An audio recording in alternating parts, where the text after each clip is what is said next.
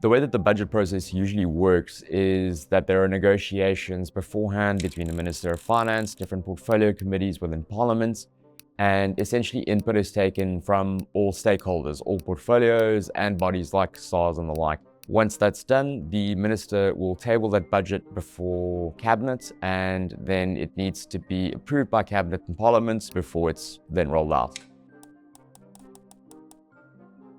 On the 19th of February, we saw an absolutely unprecedented incident when it comes to budget speeches and tabling in South Africa's democratic history, which was that the speech and the budget was not tabled.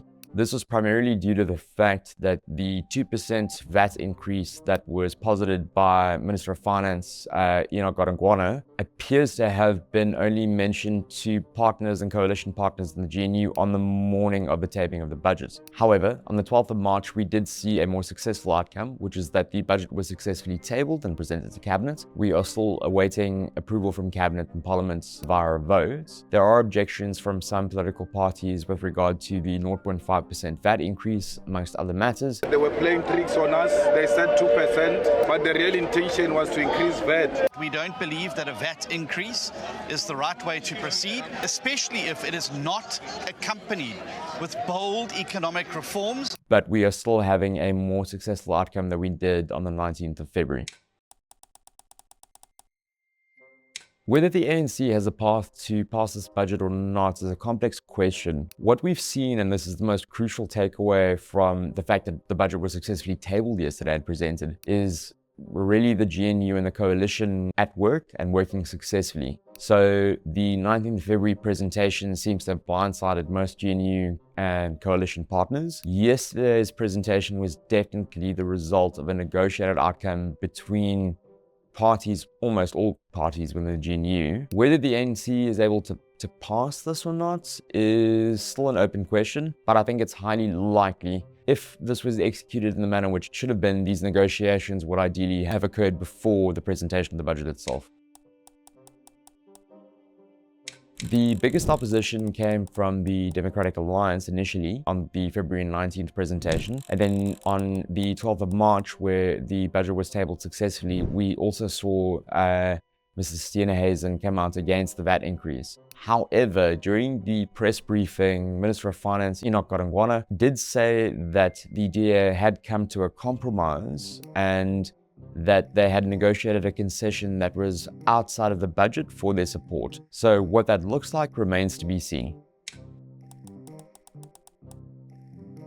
So if Parliament doesn't pass the budget, what we're likely to see is the budget that was tabled be sent back to the minister and revisions be implemented in a similar manner as they have been previously when it wasn't passed on the 19th of February. However, I think personally that that's quite unlikely. The risk that it posed to investment and just to the fiscus in general by having the postponement was massive. I do not think it's likely that the Minister of Finance or the state itself is going to take that risk again.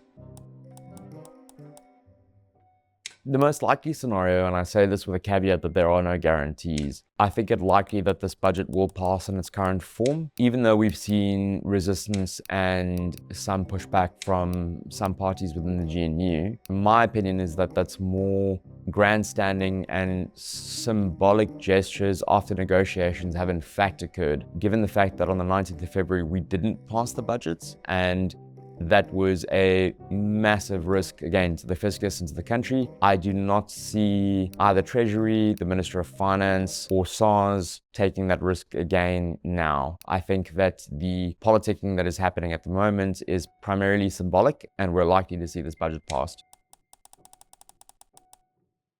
So the impact on ordinary South Africans from the VAT increase is more than just a 0.5% increase. Despite the fact that there are zero-rated goods for the lowest income households in the country, the way that VAT is applied means that entire supply chains are affected.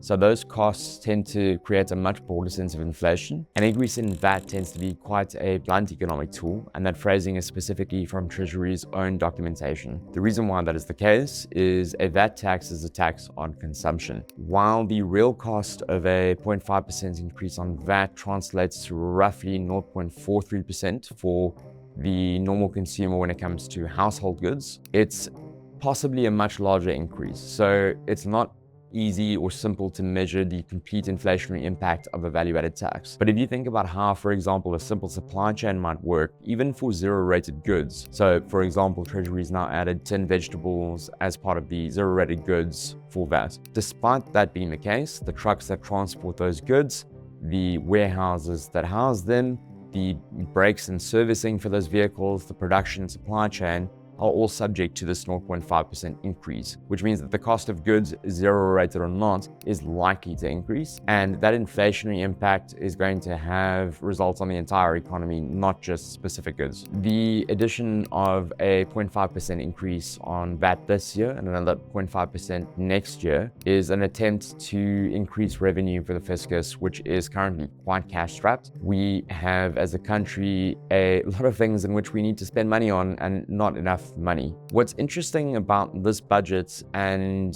what I personally am invested in is that Mr. Chiswo, who is the SARS commissioner, he spoke at an Alan Gray event not that long ago and mentioned that there's somewhere in the region of 700 to 800 billion rand on the table in unrecovered funds for SARS. So I think around 300 billion of that is corporate tax. I stand to be corrected, but the total is 700 to 800 billion. That is a very effective way to fund the fiscus as it is at the moment.